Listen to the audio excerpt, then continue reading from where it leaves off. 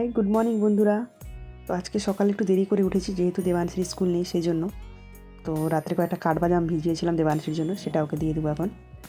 বাবা বাদামগুলো খায় নে দেবাংশী। দেখি চুলটা কেমন হয়ে গেছে, কেন বলতো? এখানে যে টিক্কি বাঁধতে বাঁধতেই হাল হয়ে গেছে চুলে, খাড়া খাড়া হয়ে গেছে চুল। খায়নি তাড়াতাড়ি, তাড়াতাড়ি খা।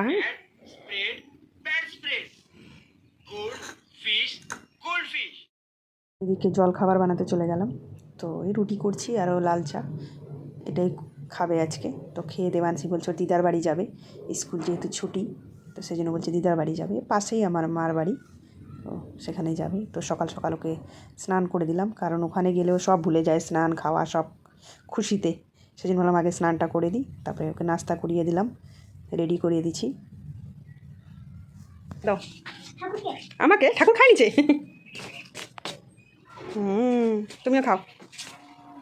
কী করলো এটা? ঠাকুর খাই নিচ্ছে, চলো গেটে লাগাই দাও। চলো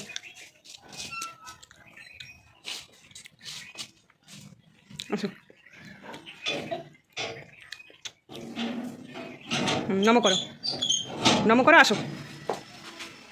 আসো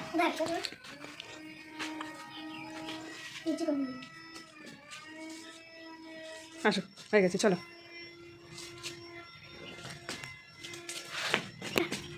কেমন সাজছে দেবাংশী, একটু দেখে নিই আরেকবার। এদিকে এদিকে এদিকে দাঁড়া, এদিকে দাঁড়া।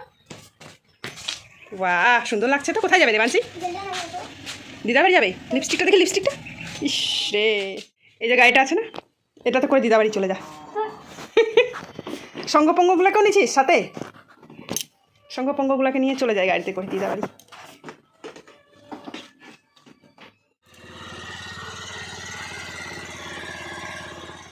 তো ওরা তো চলে গেল, এখন আমাকে তো একার জন্য রান্না করতে একদম ভালো লাগে না। তো কালকেরই যেসব ছিল ওগুলোই গরম করে খাবো।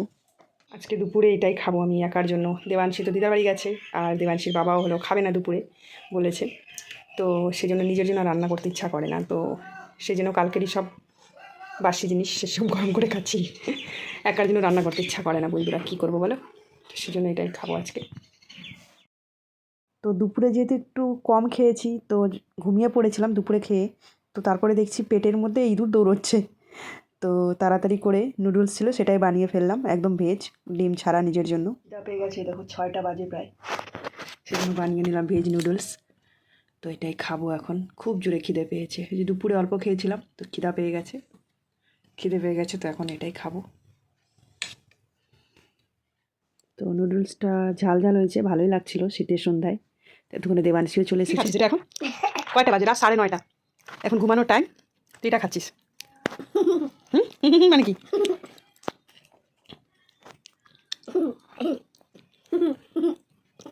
মেয়েটা রে, তাড়াতাড়ি কর, ঘুমাবি।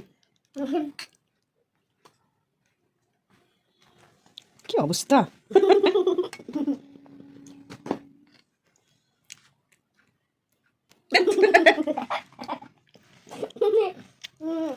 দুধের প্যাকেট দেখে পাগল হয়ে যাবে। যে দেবাংশীর খাওয়া কি এটা? চিংড়ি মাছ।